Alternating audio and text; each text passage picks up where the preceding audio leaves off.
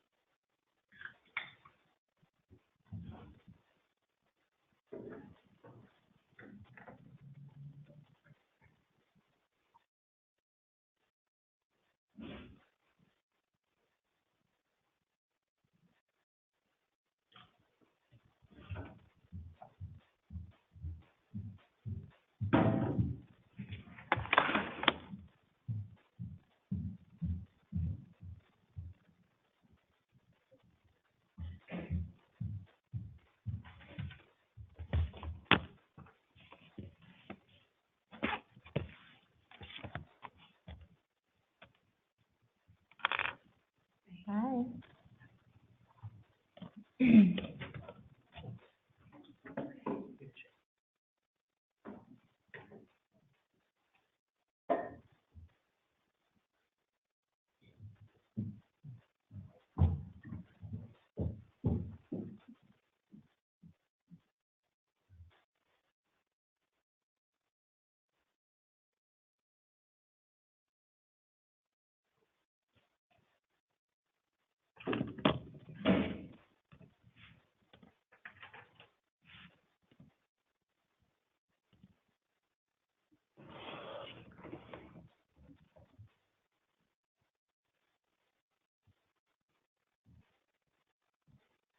Hey, I am. Justin. Hey, nice to meet you too. Would you prefer to use your own laptop? I mean, No, if you have it on there already, is that, I assume there's a clicker for the, yeah, for there then?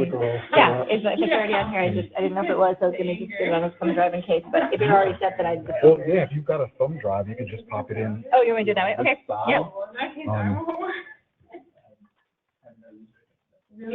And I'll actually just put a copy on my desktop, and then you can have your thumb drive back and Okay.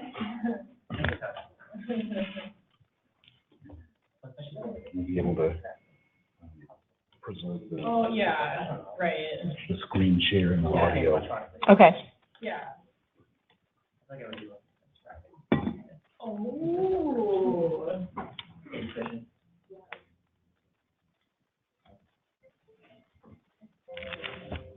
How do you pronounce your last name? Ebinger, the hard G. Ebinger. Yeah, it's often mispronounced. So. Oh, wow. Hard one. Oh, my God. Oh. Yeah.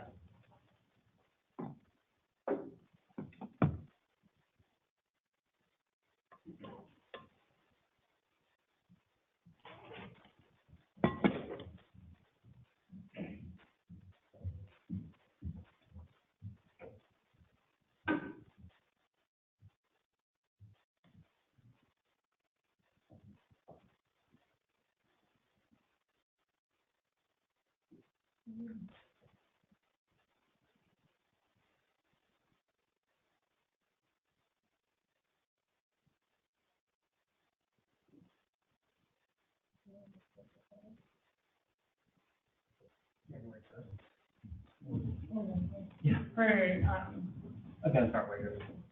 Oh, yeah. For, like, I want to find it. Right. Okay.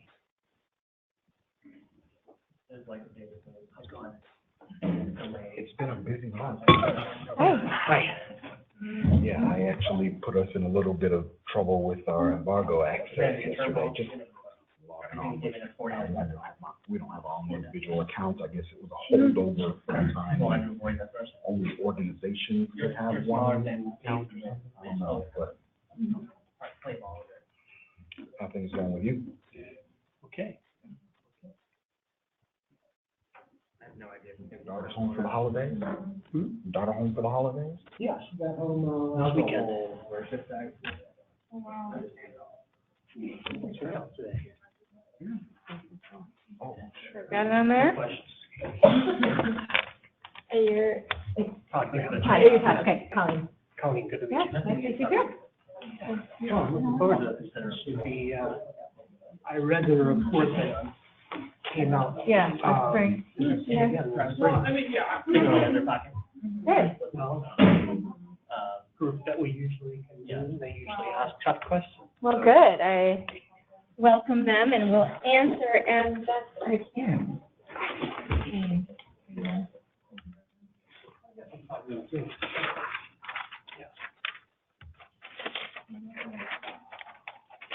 So you kind of while they're gonna come up. should be good to go. That's it, Okay. right? Yep. But just like a no net lot. You can acquire a building.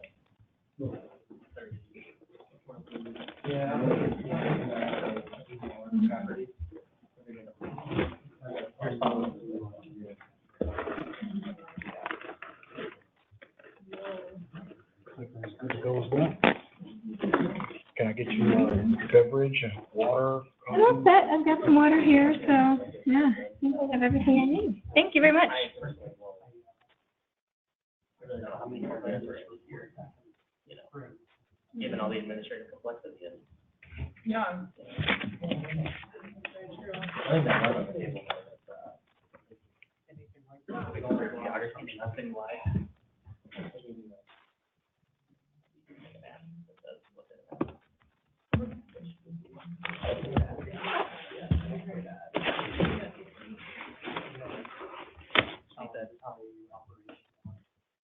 Combination of us and development services. You're gonna pay the fee, Wow, you do it with all your other fees. That's a new Yeah. thing. Yes. You know, with staff people, You're right, that way. Well, all residential finance, I mean, just presumably all their projects with it. What's that? We're gonna be here for sure this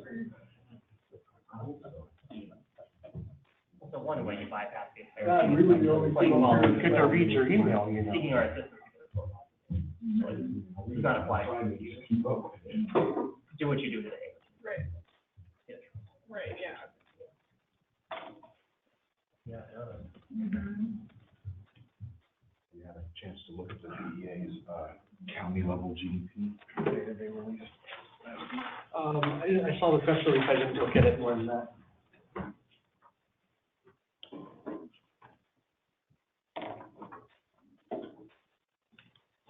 You had a pilot or draft version of, preliminary version of that in like a year.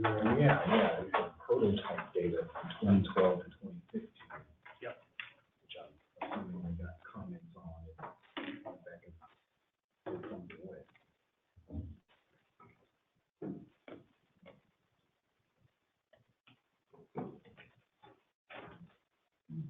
People usually roll in like a minute before. We'll start in like 3 minutes. Okay. Give you an introduction and, what would you like me to say by way of introduction?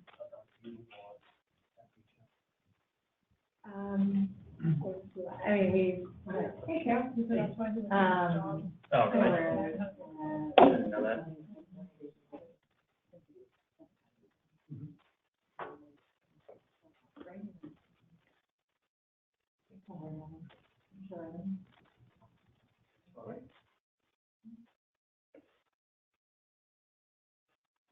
Monthly.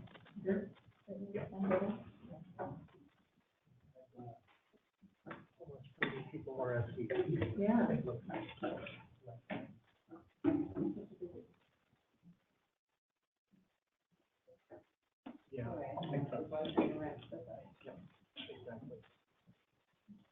I need to rest. Because, things that have deadlines and like New Year's, New Year's.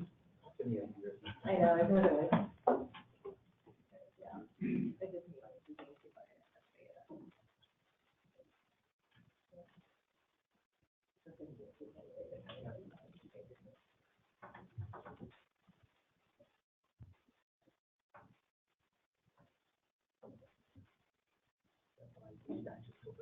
Oh, yeah.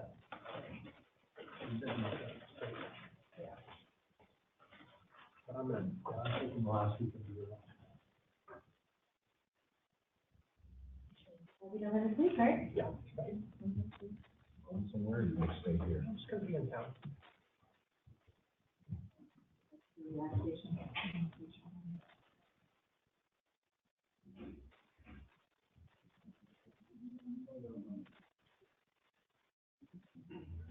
You live in Minneapolis or the West Metro, or do you live over here? I live in Minneapolis.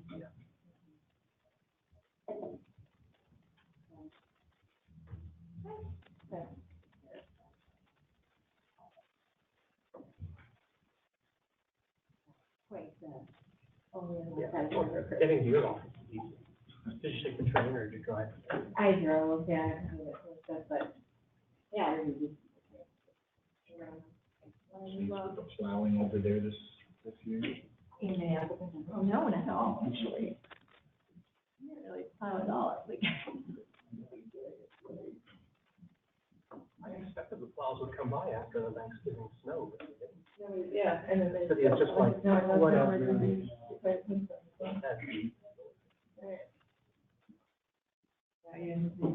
No, I'm here in St. Paul. Plow the streets here either, but I know they're trying out some new things this year, so.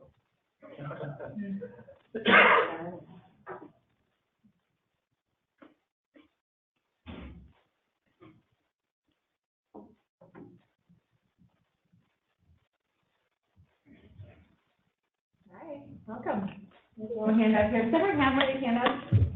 Let me get them. Okay. No?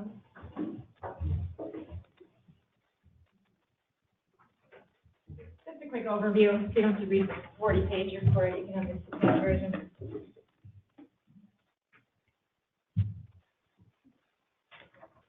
So we can do the introduction.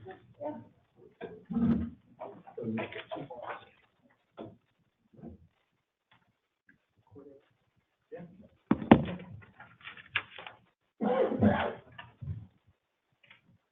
Hi, welcome to Twin Cities Research Group, our monthly meetup where we invite in researchers or subject specialists to talk about some study or project that they've gotten through or are in the midst of, or we also have some months where we cover methodological or technique issues.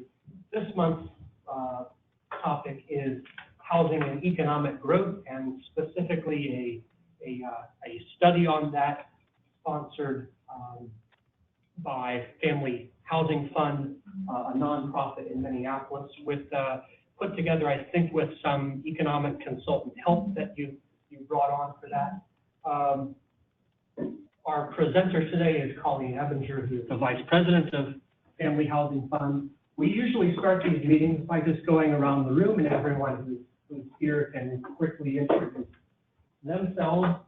Colleen knows who her audience is, and then she'll present for 40 minutes plus or more or less, and we'll leave some room and some time at the end for questions and discussion. Okay, so we'll start with some introductions. I'm Todd Graham. I'm a forecaster and researcher at Metropolitan Council. And if I may, as we're going around, if you have a burning question about housing and about the data that you particularly want to have addressed, let me know. You don't have to have one, but if there's something to be a good time to make sure that I can tailor it to what you want to learn. I'm Cal Warren, founder of Research. Brad Henry, Minnesota 2050. Excuse me, Robin Deal, Volunteers in America. Mary, that's starting consulting business, last week consulting. Maren? Mary. Okay. Justin Hollis. I'm with Wilder Research. Marissa Field, data analyst for City of Minneapolis. Michael Peterson, also with the city. We're both with CFED, Planning and Economic Development, and often we're tasked with, someone just says, hey, so what should we be projecting for, what should we be building for, and there's often not just, there's no silver bullet methodology, so I'm very curious to learn how the economic growth piece is one factor here. Hi, I'm Karen Larson at the Department of Employment and Economic Development, and their data team leads the vocational rehab, which is for people with disabilities. I was formerly at the housing agency, so this is kind of like the other. Yeah, right, the sweet spot of. I'm Eric Meyer, I'm at the Institute on Metropolitan Opportunity. I guess one of the questions I have is if you've got any sort of, adjusting for changing income levels, and see how that would affect your forecast. And is your question changing like the projections of how they're going to change, or if someone's changed? Maybe a different, if you look at different scenarios on this, whether, income, a lot of times people talk about building the housing that becomes affordable, but I often am curious how much income should have some sort of effect on the development and availability of affordable housing. Annie Lee, Wilder Research. Annie. Daryl Gerber, and I work with a number of nonprofits, environmental nonprofits, and data. I'm housing systems advocate at Health. And I was looking for, is there any consideration for people at extremely low income, 15% EMI?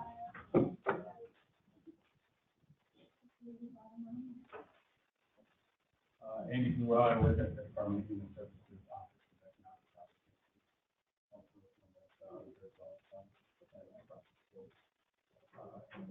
Community-based nonprofits. Hi, I'm Gabrielle Norton, I'm the research officer at Minnesota Housing Partnership. I'm not sure. I like God and the researcher is next. We get around the room and complete all the introductions? David, I'm the research guy over at the Multiple Listing Service and the Realtors Association. My job, though.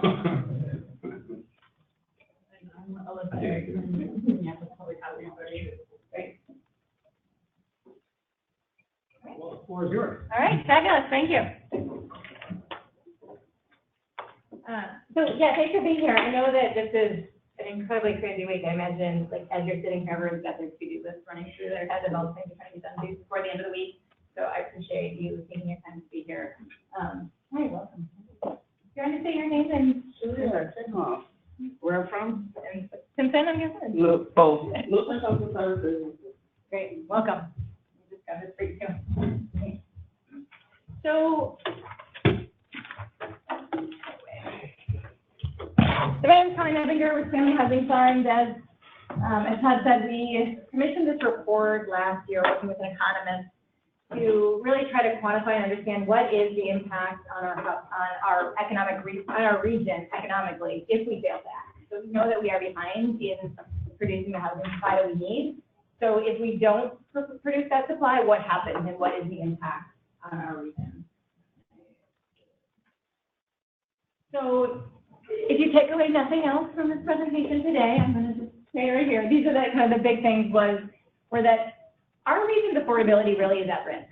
When we talk about competitive advantage for the region, when we talk about talent attraction, when we talk about creating a region that thrives, one of the things that we have counted on for decades and for a long time, in some ways as long as we have had cold weather, has been that we're a more affordable place than many other places in the country. So when you compare us to, the coast for sure, we are really affordable. And in fact, that's why we have, I think, a fairly strong, boomerang effect of people go away, young people go to college someplace, or they move away for a while and often come back, in part because we have this high quality of life here, but it's relatively affordable in comparison to other areas of the country. And that is at risk. There's a good chance we could lose that, and I'll go into that in more detail later.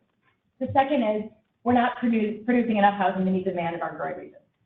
That is sometimes hard to understand because we see so many cranes in the air, particularly in downtown areas. And so I think in thinking about the last, the housing crash that we had not that long in the rearview mirror, it's easy to think that we may be on the verge of a bubble in the sense that we're overbuilding, and that's not the case. We still don't have enough. Even though it seems like we're building a lot, we have a lot to make up for. During all the depths of the recession, we were really not building at all, and so we're still trying to climb our way out of that. And so we still don't have enough, and we are really behind. And if we fail to act, there are going to be significant economic ramifications for us as a region.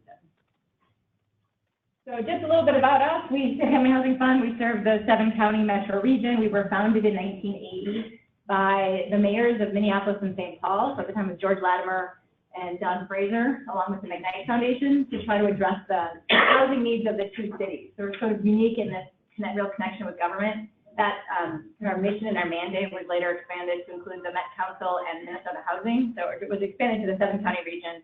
And so the two cities, as well as the Met Council and Minnesota Housing, all have seats on our board. So we're kind of this interesting organization, technically an intermediary organization of government. We work closely with these government partners, but we are a nonprofit.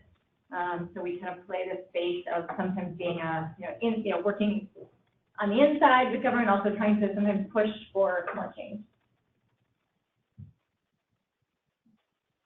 And so we have 3 big goals on a very high level. One is increase supply.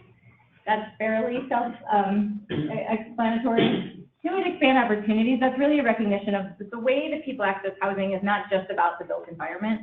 It's about all of the systems that work or don't work for people. So it's about racial gaps in home ownership and why is that and what are the systems that are in place to create those sorts of inequities. It's about the way that financial systems works for folks and when, how fast or quickly. It's about tenant screening. It's about how a regulatory system works for ensuring code compliance or not ensuring code compliance, kind of all of those things. And so trying to ensure that everyone in our region has that opportunity to live in decent, safe housing. And then third is a somewhat newer area of our work that we've added, is activate more housing champions. And it is this recognition that our problem is so big that we really need everyone to play a role and be a part of addressing the problem and seeing the solutions. And so that we're trying to expand the issue of housing beyond what has traditionally been housing players or who's in the housing space, and to sort of think more broadly about who is in the area of housing. And that really is all of us, because obviously we all need a place to live, but we all interact with people and we all need people in our lives who need affordable housing and who need decent quality housing. And so it really impacts all of us. And so it's that this has been part of that work of really trying to understand what is the broader economic impact if we fail to act, and then trying to engage more people in different ways. So the housing challenge as it currently stands, we are 3,500 units short per year in production. This is the 7-county region.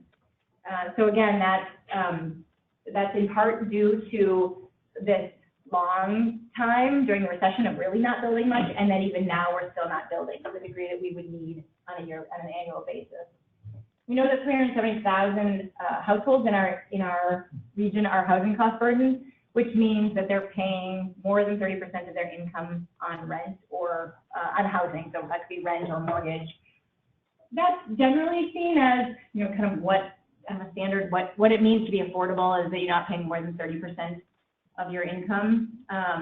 That obviously varies a lot at different income spectrums. People in lower incomes tend to pay much higher percentages, and people in higher incomes are often paying less than that. But the kind of a sense is that if you're paying more than 30% of your income on housing, the margins become really tight, and it's often it's hard. Any kind of one emergency can create a spiraling effect.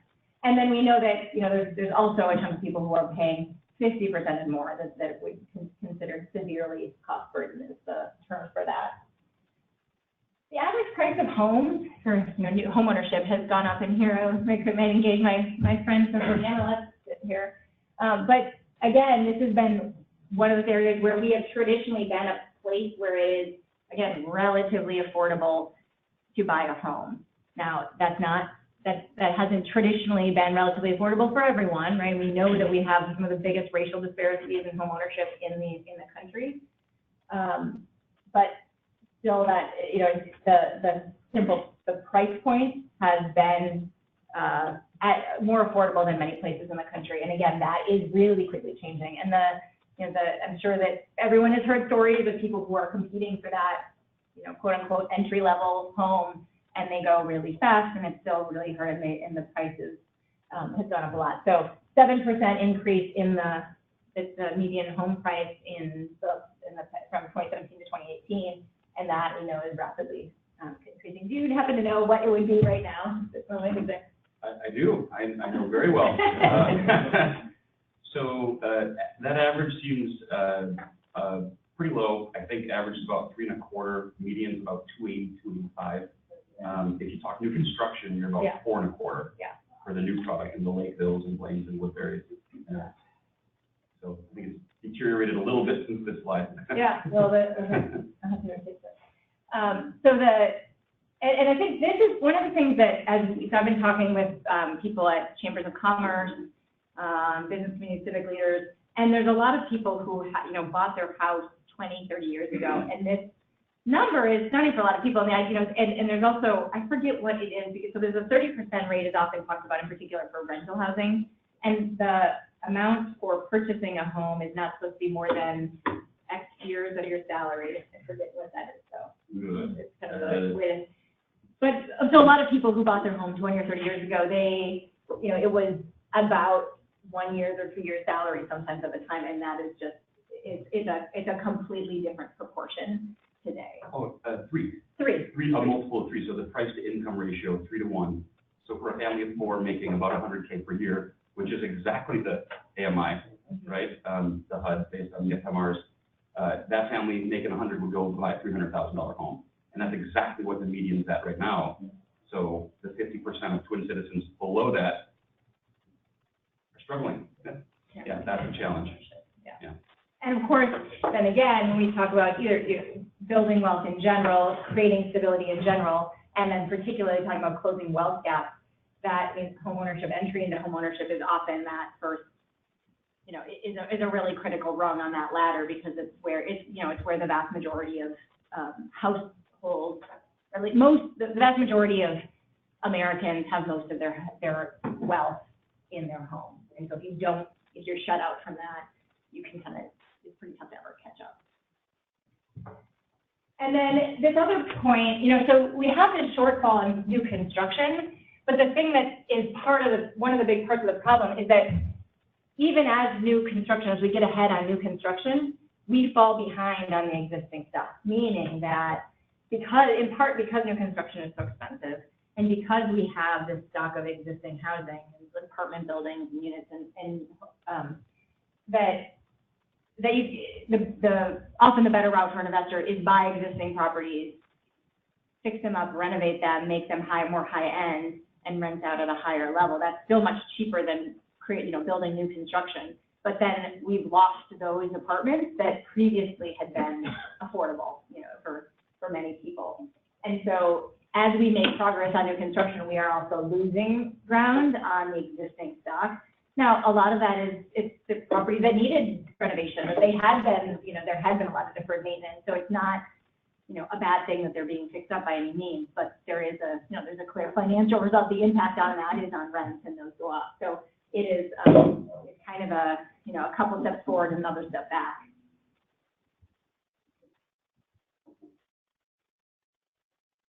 So as we look out in the next 20 years, we will have 368,000 new net jobs created in the next 20 years. Those are the economic projections based on both Met Council data and census data. And the assumption is that would require 176,000 new housing units just for new workers.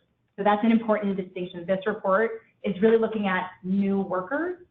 So then you have to add in all the other folks who either are not new or not in the workforce, who still need housing units. So let me just break this down a little bit so you can understand.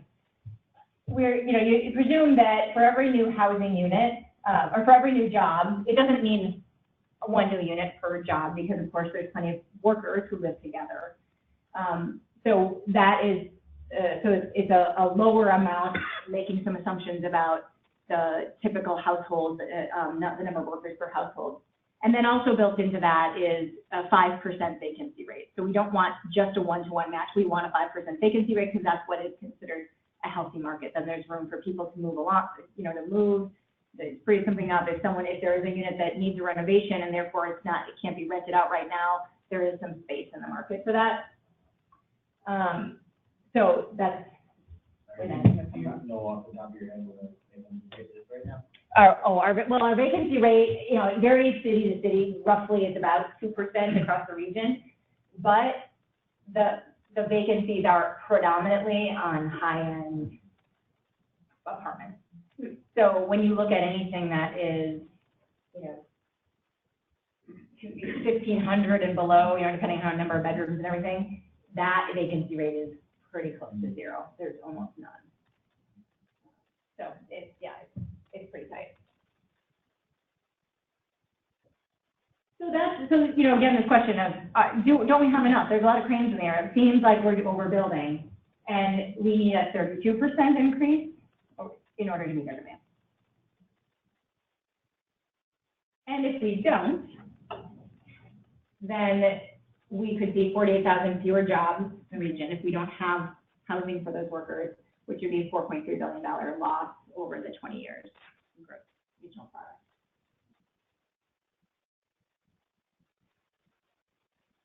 So this slide I think is really interesting because all these numbers are sometimes hard to know, is that big, is that little, how does that compare? But this puts us in context with what are considered some of our peer regions. So greater MSP, as many of you familiar with greater MSP, so regional economic development entity.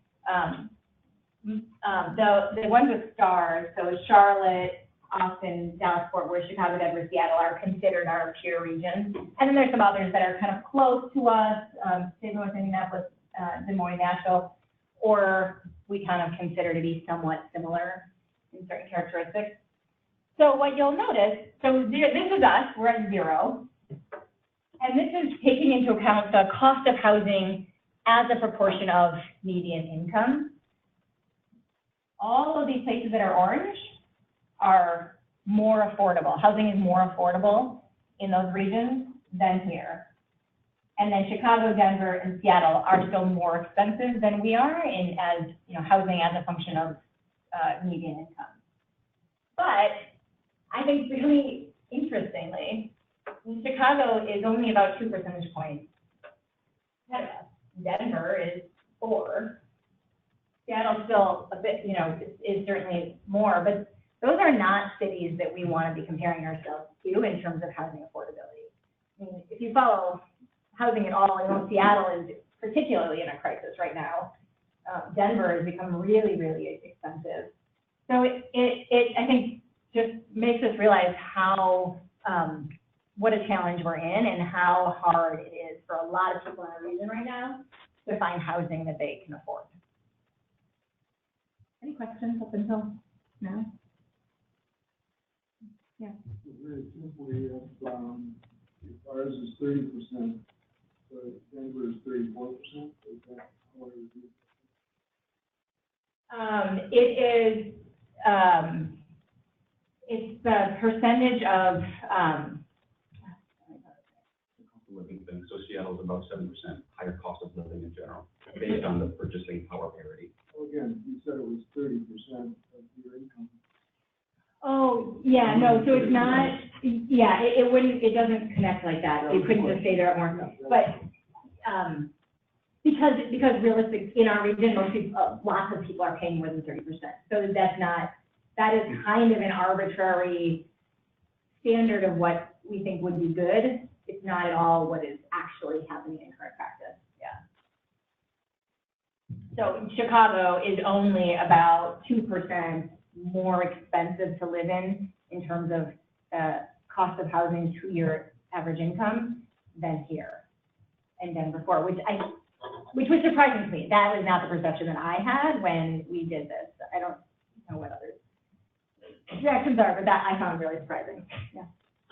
Has there been a correlation analysis of this data to figure out what the common factors are that put people somewhere on this line? No, we haven't done that. Be interesting to see. Yeah. How much of it is housing supply at different segments versus employment or growth boundaries or other factors? One of the things that I do know about our region that is unique is that we have a very, we have a high proportion of our housing that is in small buildings. I don't know if that's necessarily single family? Not necessarily single family, but could be fourplexes, it could be a 20-unit building. We have to, and you see that when you look around you go in neighborhoods, we see that that's pretty common. We don't have, at least until more recently, a lot of the really big buildings, and so that is, my understanding is that is pretty unique. Now, that can kind of cut both ways. I mean, part of that is that you have less density, so which could be bad for cost. On the other hand, a lot of those smaller units tend to be more affordable than the bigger properties, but that's also part because they're older and so do the age. So there's a lot done. I don't know the answer to that, but I think it'd be an interesting question to explore.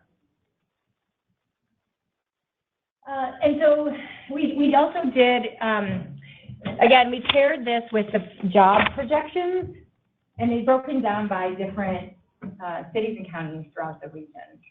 So where are we expecting the job growth? What types of jobs are we projecting, and what are the salaries for those jobs? And therefore, what is the housing that people will be able to afford in certain geographies and areas?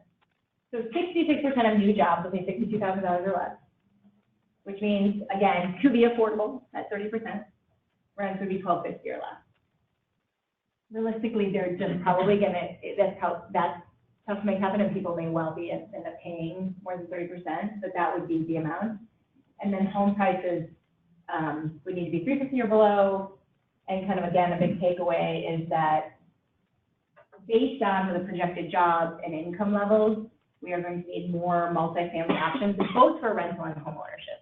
So townhome developments tend to be a lot cheaper than a single family home to build, or at least somewhat cheaper. And so even for home ownership, that's where we are seeing a lot of demand. And then and then more in rentals too. In terms of the other question. Is that based like on a 1.5 person working household, or how is that the salary versus the housing? Yeah, it's a good question. So it's based on the projections for how, kind of looking historically and how households can form and how people are living, and then projecting that out over time. So we certainly have an increase in smaller households. And it is based on a presumption that people are looking for housing, if they're a household, like kind of a legally defined household of one, that they're looking for a unit just for themselves, as opposed to sharing with roommates that aren't part of their household. So there's certainly other ways, right? You could think about that, more people with roommates, you could have your own home and rent out a room to someone, so there's all that, but in terms of it's based on kind of household composition.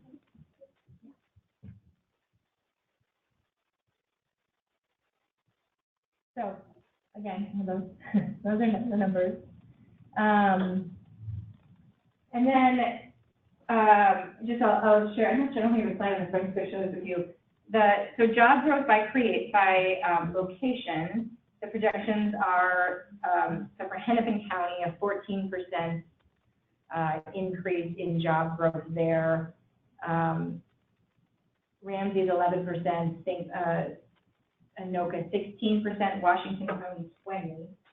Carver County is projected for 38% increase in job growth, which is pretty dramatic, and Scott County for 26%. So again, when you think about that kind of job growth and the housing supply, think of Carver and Scott County, not a ton of rental housing there, and so but there will be a greater need for it. So it just leads us to need to really understand where those jobs are and what the needs will be. And then the other piece I was going to share is the sectors.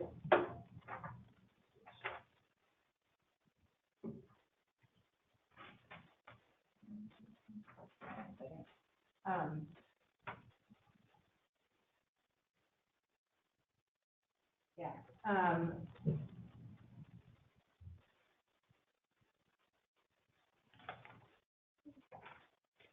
Sorry. There is high job growth.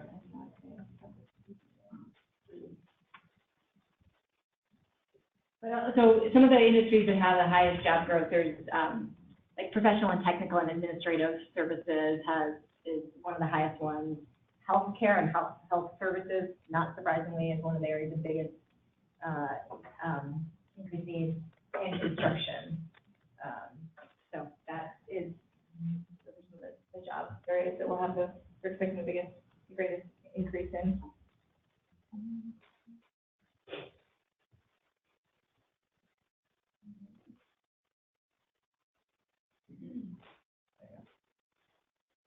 So,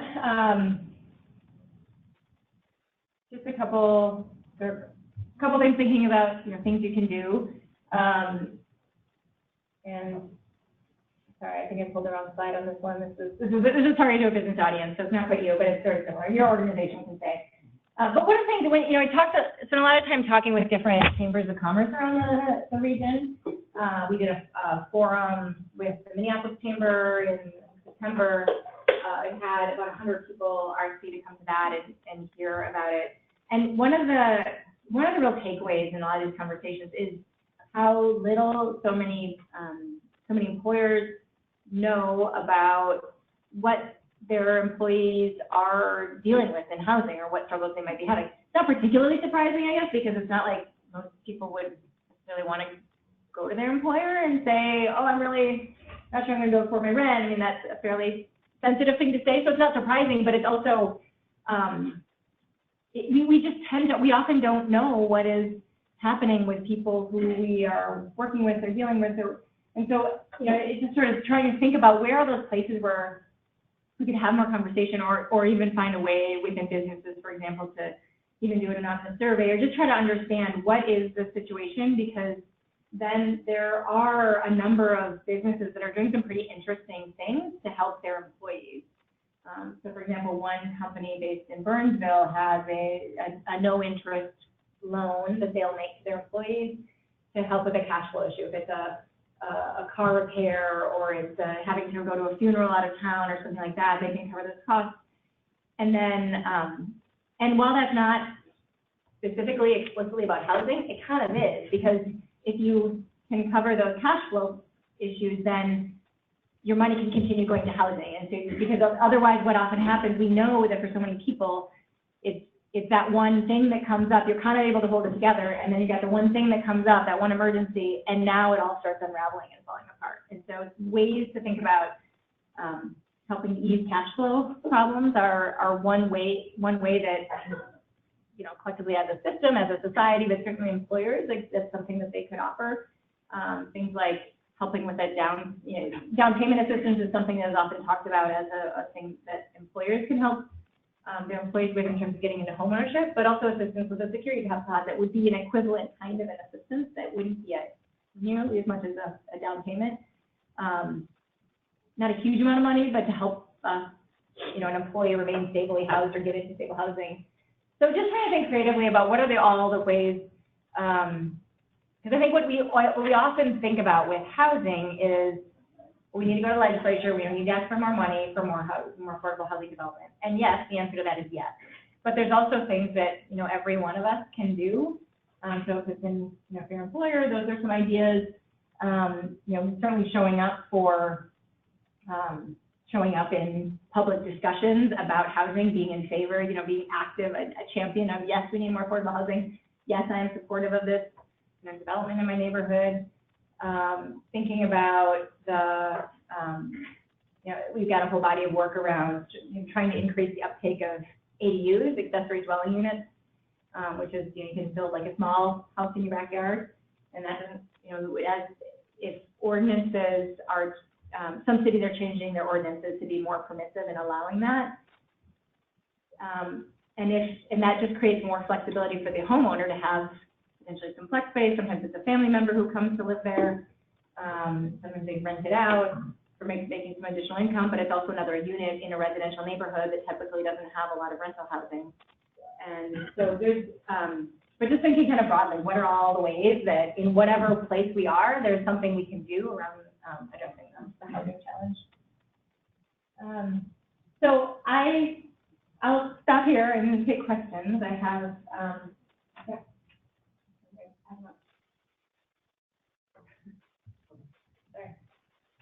So yeah, I have more stuff I could go into. It's a little bit more about our work and kind of more towards solutions, but I think we're talking mostly about the data questions. So I'll stop here and see what questions we're going to have. Then one of that. Well, one thing that actually the last part of your discussion sparked a couple things. I was wondering about looking at the overlay of, as part of the population is getting older, and also their housing needs are changing. Right. And then, actually being able to meet those. And then the other thing too was being able to look at the data and match up mobility needs so that, people can get to the jobs from the places where they work, and they have, they have shopping and other services. Yeah. Yeah, so when we looked at where the job growth was, we presumed that not everyone wants to live exactly where their job is, because there's lots of reasons why we all live where we are. And I know that, where I am now, based on my kids being in school, and I know all my neighbors, even if I moved to a different job, I wouldn't move because of that. So that doesn't mean it's not about my housing necessarily. So like some people, there's a stickiness about where we live, and sometimes we want to stay where we are regardless of where we work. So we presume there would still be some commuting, but at the same time, if the job growth is if there's that much job growth in Carver, for example, there's still some of that we would also need to absorb some new housing. That was one thing that, again, as we were talking with employers, there's someone who said to me, I never hear anything from my employee base about housing challenges. I've never heard it come up. And then the kind of discussion went on, and then there's kind of a pause, and he said, I do hear about commuting a lot, though, long commutes. Oh, that might be connected. It might be a long commute because it can't, but it's hard to make that connection because it's not something that you necessarily are going to bring up in that environment. So, yeah, and then, yes, more it's located closer to transit and closer to shopping, all those things, because it's, the whole drive to qualify or drive to be able to afford it, you can then maybe afford the housing, but if you can't, or then the transportation, or if your child care is somewhere far away, or your support group is, then it doesn't become affordable.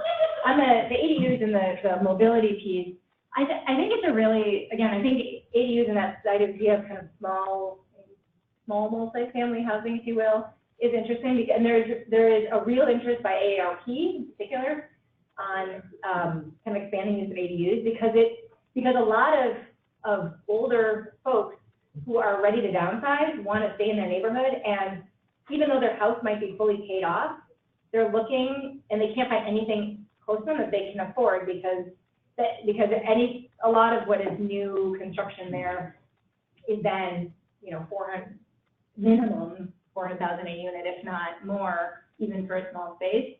So the idea of being able to build something in your own backyard and you stay in your neighborhood and then you rent out your front house, or maybe your kids move into that house and you're in the small one or get space. There's something there's a lot of kind of intergenerational flexibility and life cycle housing that opens up, and that's often the reason. Many of the people who are wanting to build ADUs right now are doing so because they want to house a family member of some sort. They either want to move into it, or they want their aging parents to move in, or something like that. But as that might be the original reason, which is a really important and valid reason, but also once that family kind of cycle plays out, and maybe some other family moves eventually, that's still another housing unit. So whatever the original reason was, that over time will become more units. Portland has a very flexible ADU policy, and they have 1.5% of single-family homes in Portland have an ADU, and which doesn't seem like a scary density number. 1.5%. That's not going to change the character of neighborhoods, right? So which some people might be afraid of. But if we had 1.5% of single-family homes in the Twin Cities region that had an ADU, that would be 11,000 units, which would go a really long way towards our background. So it's just thinking again that, like, it's to your point, there's no silver bullets, but there's silver buckshots. There's a lot of things that we can do, and we need to be doing all of it. You have a question? Yeah. So when you mentioned that, I think it was 1,300 rental units are losing affordability after the property sale, that made me wonder what about rising property taxes? And did you see anything about how that might be pricing people out? Just thinking of my elderly neighbor in Longfellow, who their house is paid off, but the rising property taxes on homes. Yeah, a common thing, or is that just, So it was not part of this analysis because this is really focused on what's the housing we need, and if we don't have it, what's the economic impact. It absolutely comes up. So I co-chair the Minneapolis Advisory Committee on Housing, and last week it was interesting because there was a big discussion about people who were, it looks like it's starting to get cold and looking out and seeing homelessness encampments starting again, and this like feeling of like urgency that like we need to do something, we need a bit more money in, we need to be doing these things. And then the kind of conversation followed, and then someone was talking about a number of neighbors in North Minneapolis getting priced out of their homes because of property taxes. And it cycles, and so I think it's one of the more, the ideal solution is, a lot of our housing, particularly, the federal government is supposed to have a more significant role in housing, particularly public housing investments, than they have, and they haven't been putting the money in that their commitments are. So, we could start there, you could say state legislative actions, but a lot of cities are trying to act because other bodies are not acting, and so they're kind of struggling through this affordability. But the only way you raise from a city, the only way you raise more money to spend on housing is you get it from property taxes, which increases the cost of housing. And so I think it's a really difficult figuring out how to thread that needle right. It absolutely comes up, and I don't have a good answer for it. Just wondering if that was a pretty big issue or just one little thing that I have to do. Yeah, no, it definitely comes up as a thing. Yeah. Your name implied the word fund was in there, so my question is, are you just an advocacy organization, or are you actually providing funding? We do provide funding for different organizations to kind of help meet our goals and agendas. We historically had given money to the kind of like first gap or first launch money for new housing development. So if it's last amount of money is needed to make the project work, we maybe get paid back, we maybe don't. If the numbers never work. We haven't had the same amount of funding in the more recent past, so we don't do that anymore. But we do give out grants to different organizations around the Twin Cities that are working on issues related to housing. So a lot in, and so trying to find those creative interventions that either can change policy or can demonstrate a different way of addressing different housing problems. Follow-up question. Yeah. So your blue box down here says invest in housing and other infrastructure. Yeah. What other infrastructure? Well, some of that, transit is one of those that, again, if you have housing that's far away from transit, that's not always really helpful. And on the flip side of that, as we invest in transit, that often drives, a new light rail often drives up the property value of properties around there, making it unaffordable. So doing those in tandem and recognizing that as a new transit line is going to go through, we have to be really intentional about figuring out an affordable housing strategy along that corridor is really important too. And then, there's a lot of it is kind of how kind of investments in infrastructure, thinking about how does the system work for people who are most needing help with housing. So things like how does our emergency assistance dollars work? How fast are those responsive to housing as we need them to be? Do we think about, all the ramifications of different pieces?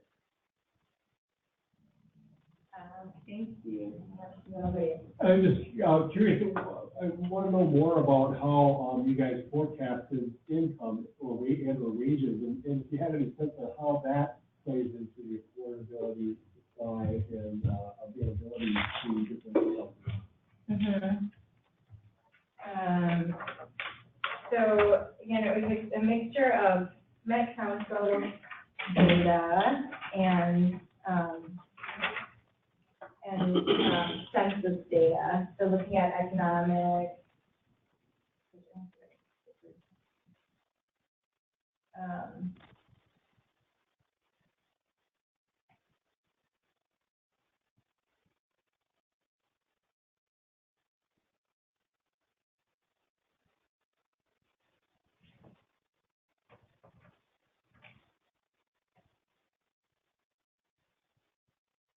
so like how does the math work? Is that kind of your question? Right, I mean, we kind of know what the wages are now, but how do you determine how those increase over time? And then if you have any sort of sense and how, affordability is being affected by possibly stagnant wages, because of course you had a lot of stagnant wages over the last decade. Yeah, so it's interesting when I bring up that slide that has the median income of 62,000, and then that's on some of those jobs, but then like the health service work is much lower. That is, I think it's around 30 or 32K. Mm-hmm. So that very frequently brings up a question when I present that is it really about housing or is it about wages? And the answer is it's about both. There's no question that stagnant wages have been a big part of this.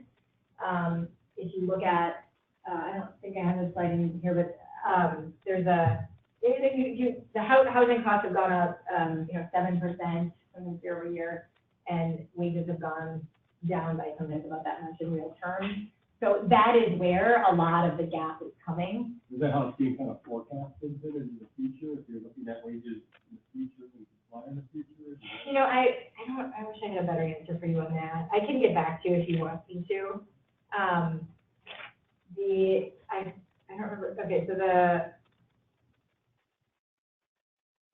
it's based on the forecast for the consumer expenditure survey data.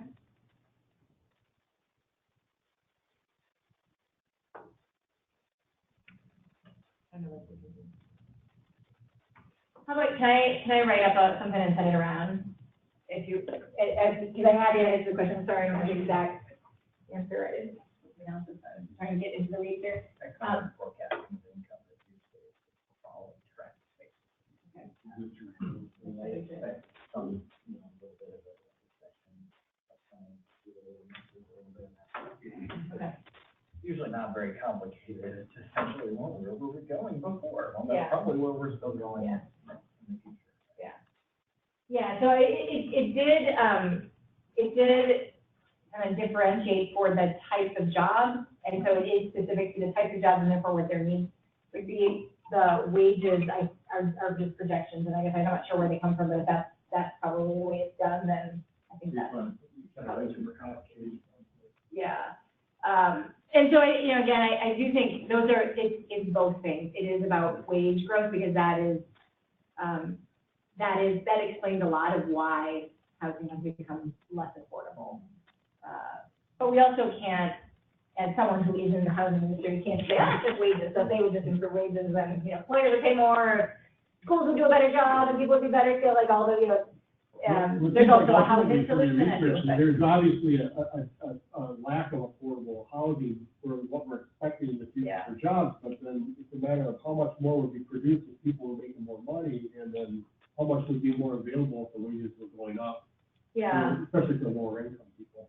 Yeah, and so again, we just, very baseline, we have a supply problem at any price point. So that is kind of the first thing. And then within that, we need it to also be affordable. And so you can either get it affordable by subsidizing or decreasing the kind of amenities of the property, but you can only do that so much. So Or increasing wages. But yeah, or by increasing wages, exactly. And so it's, hopefully it's some of both, some of all of that. Increasing wages doesn't address the supply problem. But it doesn't, right, so the supply, like, we just need more supply, but of course, it does to some degree, because there'll be more Housing is demand. built on a fixed cost, Right, and so if your wages are so low, you may not be able to build a house for somebody who only affords as much as they're getting paid.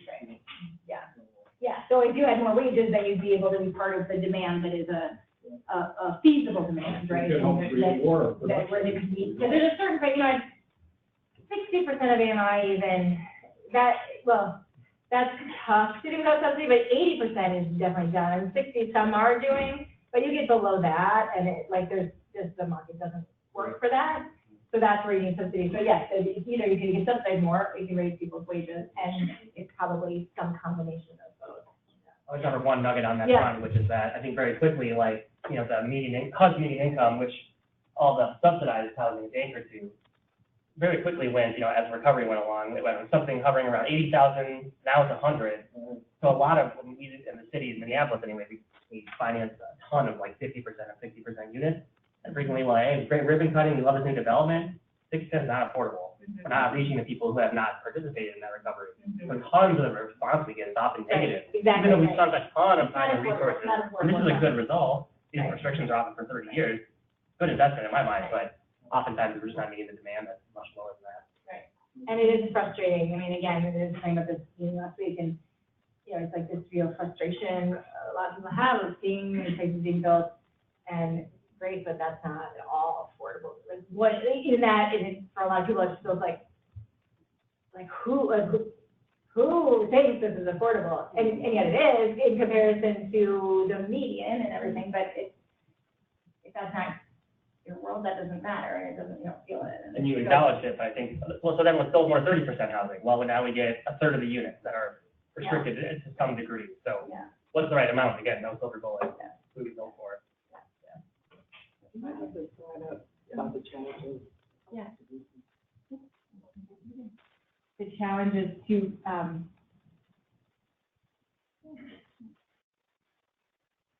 this one? Oh.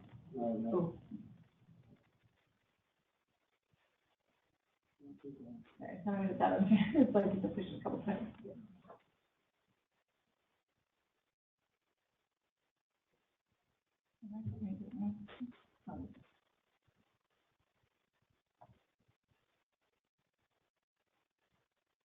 Skip it?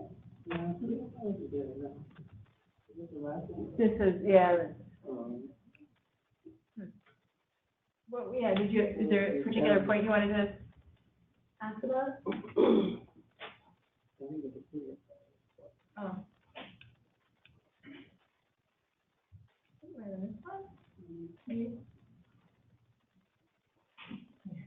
Yeah.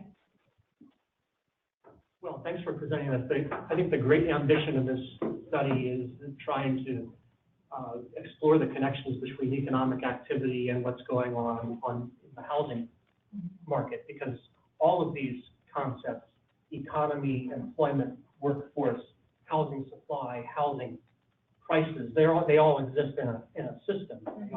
They all sort of move together. Now, your study has really only compared two alternative outcomes. An outcome where we have, we either do or don't have an additional or a lost 48,000 jobs and I guess 60-something thousand housing units. It didn't say on the slides here. Have to go back to your study to find what the exact housing difference was. But I mean, all of these numbers are variable, and there's not just two possible future outcomes. You have one or the other. They exist as they're continuous variables. But I'm wondering if either during this study or since the study, the project team has considered how other variables might move the numbers as well. Not just a question of what happens if we have or don't have an additional 60,000 housing units. I think other questions would be, what if there's difference in the price appreciation or rent inflation that we experience? Does that also have similar or different economic and employment outcomes? Were other scenarios considered?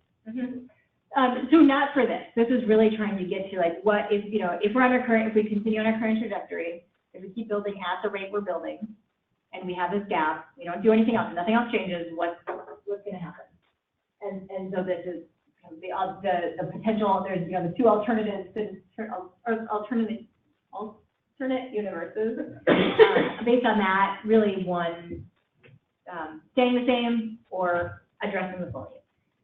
Now, I'll say one of, again,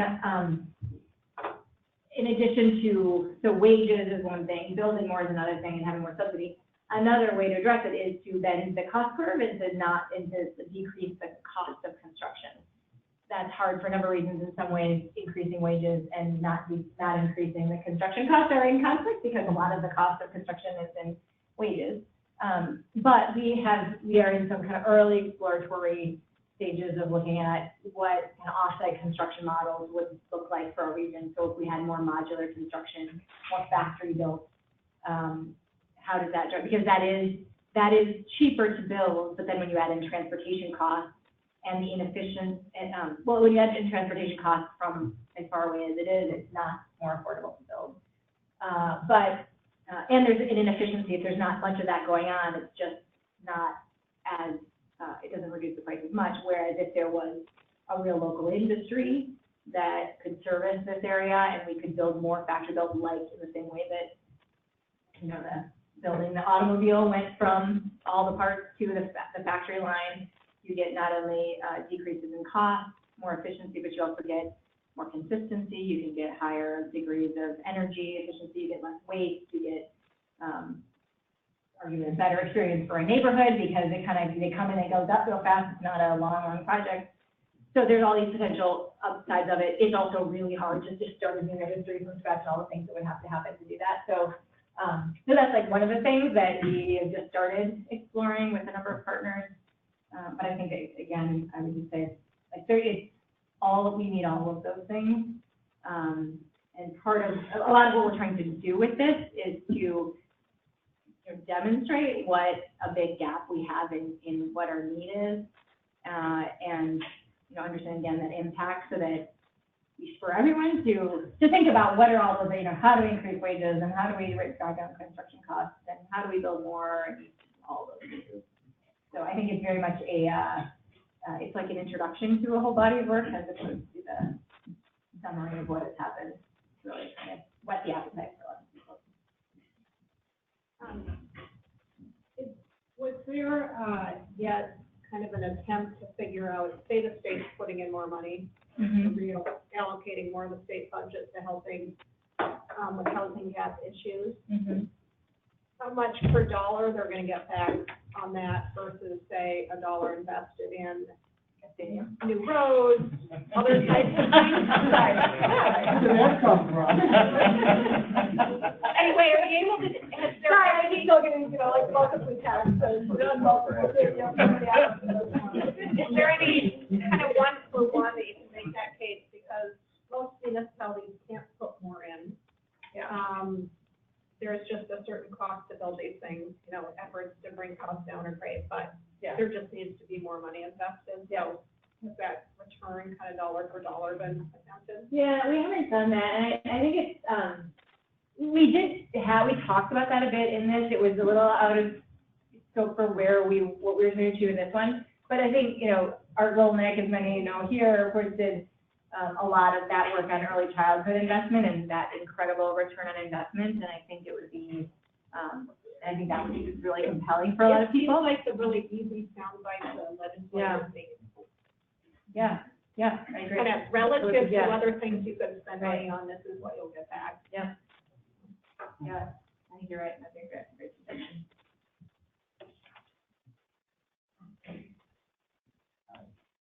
So, any chance that you guys take into consideration, any projections on rise of short-term rentals like Airbnb? I know that, I don't know if that's even a significant, factor in our housing market, but I know that increased. Yeah, we didn't, but yeah, and that is often, the critique of, that can be a critique of, for example, an ADU. It's like, people say, well, there's building up being rented on Airbnb, you're not really creating another rental housing unit, which may be true. I still tend to believe that, you know, more supply, and if someone is building it without any public subsidy and it's another unit, if it's sometimes an Airbnb and sometimes rented out and sometimes a family member, I think that's still good. It's not gonna, you know, that's not the solution by any means, but and again, it also, if more people are gonna be putting things on Airbnb, then some ways more supply is helpful in making sure that there's still, less supply is not better than more supply when you're talking, you know, if there's another competing use for those units. I know a number of cities are passing policies or reconsidering policies. I think Minneapolis has that if it was any public dollars are going into a development, it can't be short-term, or there's restrictions on short-term or that kind of thing, and it's really, and I think more and more cities are thinking about that, and even now, at least in Minneapolis, need a rental license even for short-term rental. So I think there's certainly efforts to get their arms around it. But I mean, the reality is that it is increasing cost pressures on rent. So these projections, we could actually be in worse shape than. Yeah, right, because that would show up as more demand that we really haven't taken account for, so, yeah. This could be Right. your lower bound. Right, that's a good point.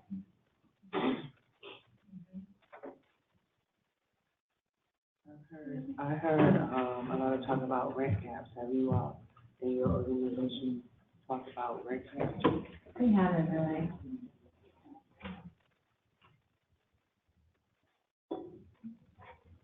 Seems like a good time to wrap up. Yeah. Yeah. I think we got the most questions. Maybe you want to stick around if people have questions they want to ask privately. Yeah. But thank you all for coming to our December meeting. Twin Cities Research Group, I think we plan to have 12 monthly meetings in 2020, and we've already begun putting together the first 4 or 5 months of that programming. So I can tell you on January 15th is our next monthly meeting, and we're going to have a presenter that you recruited from U of M presenting on the political economy of apple breeding, which is going to be different than that. But I think she offered to bring a bushel of apples with her to the meeting. Thank you all for coming. Great, thank you very much.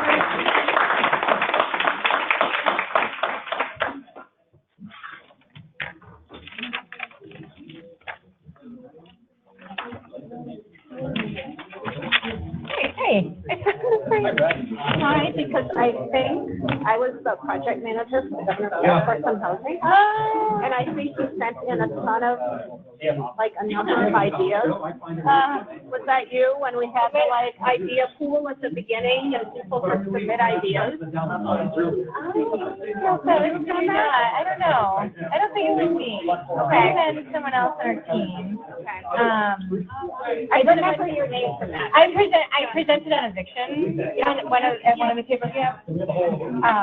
So I don't know if that might have been like And everything. Okay, yeah. Anyway, thanks. Okay, yeah. So what are you doing? I just started, I just went into independent. That's what I came out of. Really? Yeah, I loved it. There's a lot. I loved it. There's still stuff I missed. I've been living in consulting for and 7 at my own company. So, and I was starting to feel like I want to be at the end of the day, be like competing with them and be responsible to do it. And that was like one of the things I missed. But I don't know.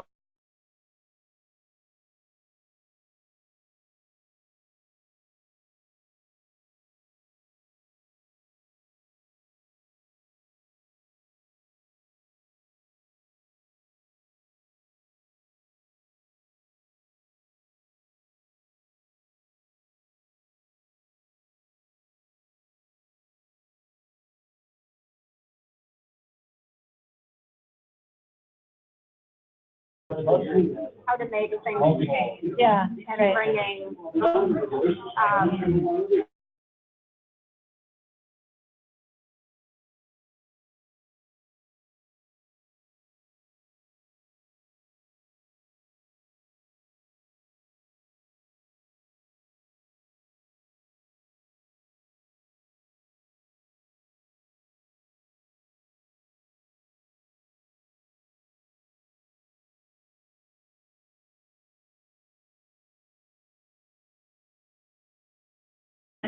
Yeah, it's fine. I mean, you know, I know it's not for everyone, but if you have I love project-based stuff, and you have, you know, like, it's like, it's cool, because, you know, like, it's something that's for semester, and like, it's, you know, and that's kind of how consulting project you're always going to, you know, having to, like, quickly figure out all the internal dynamics.